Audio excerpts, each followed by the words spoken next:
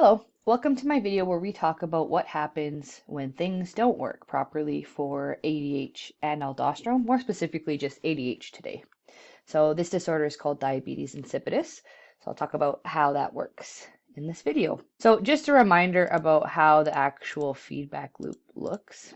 So for ADH, our feedback loop usually has a stimulus of low water in the blood or low blood pressure, which goes to the hypothalamus, normally releases the posterior pituitary gland releases ADH, which goes to the kidneys and tells the kidneys to reabsorb water.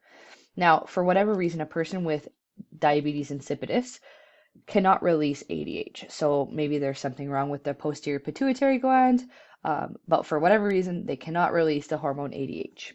Okay, which means that the kidneys are not going to get ADH, which means that they cannot reabsorb water from the kidneys into their blood, and they cannot change the blood pressure. So what's going to end up happening is the blood is going to stay in the urine, which means it's going to get excreted from the body, which means you're going to have way more urine and you're going to be very, very, very thirsty because all the water that you drink, even if you're drinking a ton of water, you're going to end up peeing it out. Okay, unfortunately. So diabetes insipidus is the actual name of the disorder. So it's a hyposecretion of ADH, and it's going to cause you to urinate more often. So the symptoms include excessive urination and thirst. Okay. Diabetes insipidus is a really easy thing to treat nowadays. There is like a synthetic ADH that someone can take every day in a pill form. So they don't have to worry about anything else. They just get ADH and everything would be working normally after they're taking those pills. But they obviously would rely on these pills for the rest of their lives. And before they figured out how to give someone ADH, obviously people could potentially die from diabetes insipidus if they weren't treating it properly, or if they didn't have the access to the medication that we can give them.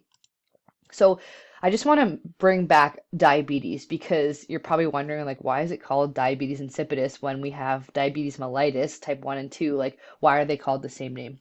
Well, the word diabetes actually comes from the Greek word for siphon.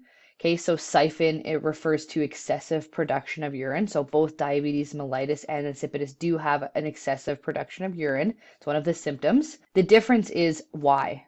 Okay, so diabetes mellitus, remember type 1 or 2, there is glucose in the urine. And the reason that their urine is increased in production is because they're trying to even out the amount of glucose in the urine. So we end up peeing out a lot more. Okay, the word mellitus comes from sweet or honey, which is going to describe the fact that there's glucose in the urine. It would be like, it would smell sweeter than someone who had diabetes insipidus. Okay, remember diabetes insipidus is from the lack of ADH in a person, so there's no hormone telling the water to get reabsorbed back into the blood, which means that it stays in the urine, which means that the urine output is more.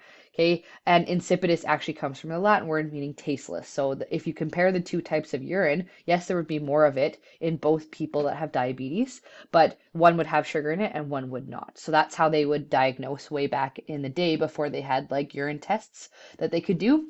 They would smell or taste the urine of two people that were increasing their input in urine to diagnose whether it was diabetes mellitus or diabetes insipidus. So luckily we don't have to taste urine anymore to diagnose it. We can just use a urinalysis test.